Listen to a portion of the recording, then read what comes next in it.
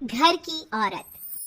कहते हैं ना, घर दीवारों से नहीं, उसके अंदर रहने वाले लोगों से बनता है। लेकिन क्या हो जब घर के लोग ऐसे हो?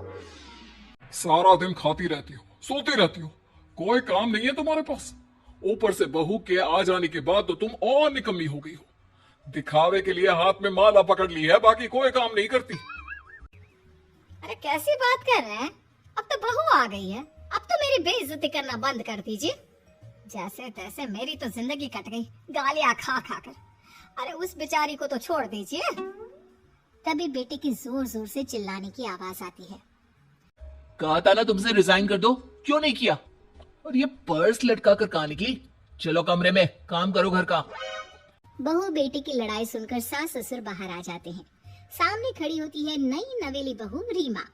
देख लीजिए माँ जी, शादी से पहले तो मेरे माँ पापा के सामने कहा था कि शादी के बाद नौकरी करने देंगे, लेकिन अब क्या कह रहे हैं? तो तुम माँ जी को क्यों बोल रही है बहू? अब उसका मन रहा होगा, अब नहीं है। पर पिताजी, उसके मन से मेरा करियर तो नहीं चल सकता ना। ससुर को बहू की बात पर गुस्सा आ जाता है। वो बेटी की तरफ देखता है। पापा से जबान लड़ाती है, रुक। ये बोलकर वो पत्नी को खींचकर कमरे में ले जाता है और बंद कर देता है। ये सब देखकर सास दुखी हो जाती है। पति के जाने के बाद सास बेटी से कहती है, देख बेटा, अब जमाना कुछ और है। तेरे पिता ने घर में औरतों की कद्र नहीं की, लेकिन तू ऐसा ना बन। शहर की समझदार पढ़ी लिखी लड़की से शादी की है तूने, उसका ख्याल रखा कर, तमीज से पेश आया कर। जा, बहू को कमरे से बाहर ले आ। लेकिन बेटा नहीं मानता और बहू कमरे में सारा दिन बंद रहती है। शाम को बेटा बाहर जाता है कि सास चाय और बिस्कुट लेकर बहू के कमरे में जाती है। बहू बेटा ये ले, चाय पी ले। रो रो कर कैसी शक्ल बना ली है बेटा। माँ जी, ये कैसे लोग हैं? आप कैसे मैनेज कर रही हैं? ऐसे थोड़ी ना होता है माँ जी। घर की औरतों को तो पिताजी और ये इंसान समझते ही नहीं। क्या करूं बेटा, मैंने तो जैसे तैसे सह लिया, लेकिन तू ना सहना। दोनों बात कर ही रहे थे कि ससुर आ जाते हैं। अच्छा, तो अब बहू को भड़का रही हो? बहुत दिन हो गए मार खाए, अब क्या बहू के सामने खाओगे? जाओ यहाँ से, और जरूरत नहीं है ज्यादा इस लड़की को सर पर चढ़ाने की, समझी? बहू को ससुर की बात पर गुस्सा आ जाता है, लेकिन वो कुछ नहीं कहती।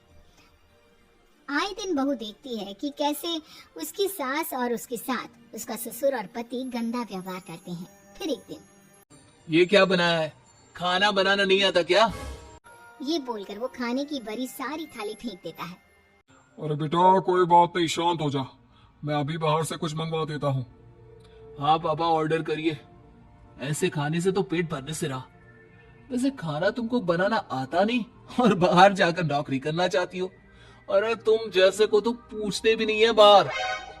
बहू को पति की बात पर गुस्सा आता है, तभी सास बोल पड़ती है, तेरे से ज्यादा पढ़ी लिखी है। वो तो तूने इसे कहा था कि तू नौकरी करने देगा तो तुझसे शादी कर ली, वरना ना ही करवाते इसके माँ बाप तुझसे शादी इसकी। और कमाती भी ये तेरे जितना ही है बेटा। बहू हैरान रह जाती है कि जो सास खुद के लिए एक बार भी खड़ी नहीं हुई, वो उसके लिए बेटी को भी भला बुरा सुना रही है। उसकी नजर में सास की इज्जत और बढ़ जाती है। वो सास को देखकर ये सब सोच ही रही थी कि उसके कान में एक जोर से चांटी की आवाज आती है। किसको किसको मार पड़ी? वो देख ही रही होती है कि उसकी नजर जमीन पर बैठी सास पर पड़ती है। अभी तो धीरे से मारा, फिर जुबान खोली ना तो ऐसा मारूंगा कि कान के पर्दे फट जाएंगे। सास रो रही थी। बेटा और पति वहां से चले जाते हैं। पिताजी अच्छा किया माँ को जोर का चांटा लगाकर। आगे से जबान खोलने से पहले 4 बार सोचेंगी। बड़ी आई। दोनों हंसते हुए वहां से निकल जाते हैं। बहू सास को उठाती है और पानी देती है। मैंने ये दिन रोज देखे हैं बहू, लेकिन तू नहीं सहना। तू अपना जीवन अपने अनुसार जीना। शादी के वक्त मैंने तेरी माँ से बात करने की कोशिश की थी, उन्हें बताया था, लेकिन वो नहीं मानी। बहू सास को पकड़कर रोने लगती है। वो इसलिए नहीं मानी क्योंकि वो मेरी सगी माँ नहीं है। माँ जी, जिस तरह से आप मेरे लिए खड़ी हुई है ना, मेरी माँ भी नहीं हुई। बेटा, मैं तेरा भला चाहती हूँ। तू नौकरी इस घर में रहकर तो नहीं कर पाएगी, एक काम कर, इस घर से चली जा, पैसे कमा और खुश रह। माँ जी, हो सकता है कल तक मैं आपके इस फैसले को मान जाती, लेकिन आज नहीं। माँ जी, आप यहाँ इस नर्क को झेले और मैं आपको छोड़कर चली जाऊं? नहीं, कभी नहीं। अगले रोज, सुनिए, वो क्या है ना, मुझे कुछ कपड़े और गहनों की जरूरत है, तो जरा पैसे दीजिए ना। अब आप घर के मर्द हो तो पैसे तो आपसे ही मांगूंगी ना। बुरा तो नहीं लग रहा ना आपको? नहीं नहीं, बुरा क्यों लगेगा। ये लो कार्ड, कर लेना शॉपिंग।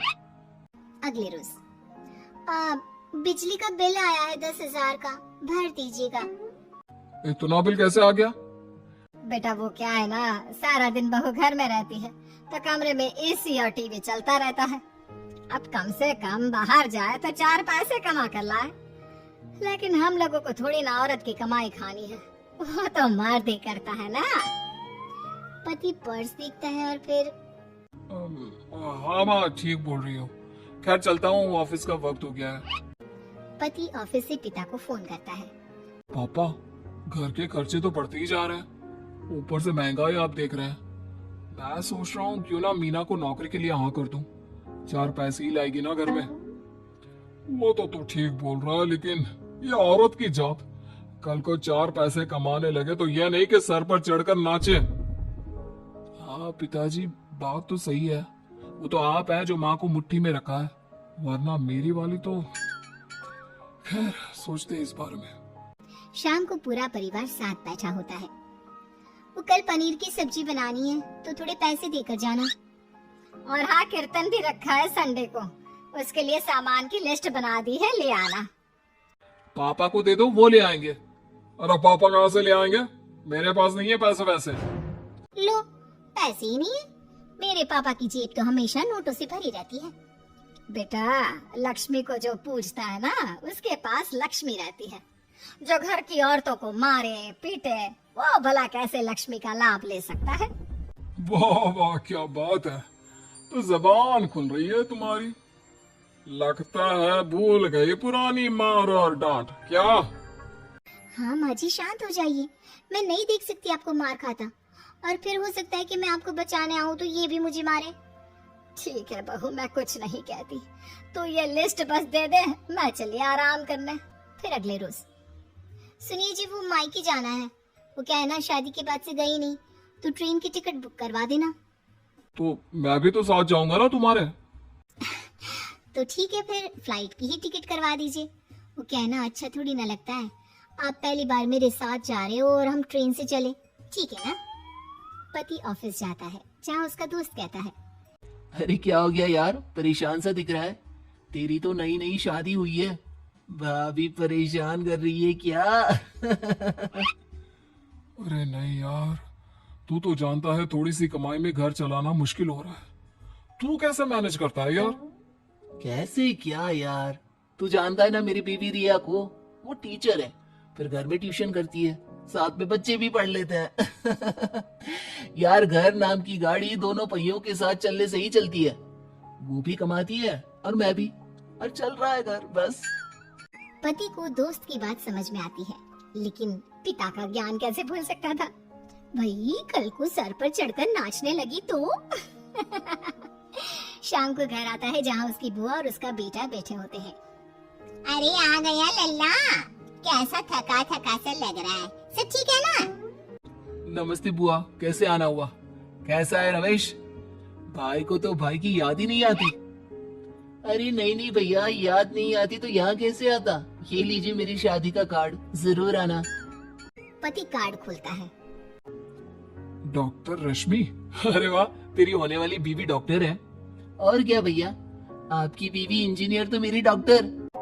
तभी वहाँ सास आ जाती है। अरे जब घर में ही बिठाना है बेचारी को, तो काहे का इंजीनियर है, तो काम वाली ही, घर का काम करती है और आराम। इतनी पढ़ी लिखी लड़की को घर पर क्यों बिठा रखा है?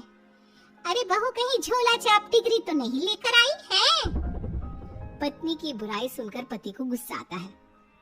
नहीं बुआ, यूनिवर्सिटी टॉपर है मेरी मीना, और हाँ बड़ी कंपनी में काम भी करती है। बस शादी के बाद कुछ महीनों की छुट्टी ली थी, अगले हफ्ते से ऑफिस शुरू हो जाएगा। क्यों मीना? तभी ससुर आ जाते हैं। हाँ, लेकिन फिर घर का काम कैसे होगा? और पैसे कमाने लगेगी तो सर पर। पिता की बात पूरी नहीं हुई कि बेटा सर पर चढ़ने का हक है उसका पापा। पत्नी है वो मेरी, यानी मेरे घर की रानी। और रानियां तो सर का ताज होती है। क्यों मीना? मीना पति की बात सुनकर शर्मा जाती है। वाह बेटा, तू सही समय में समझ गया कि औरतों की इज्जत करने वाले घर में शांति और लक्ष्मी का वास होता है।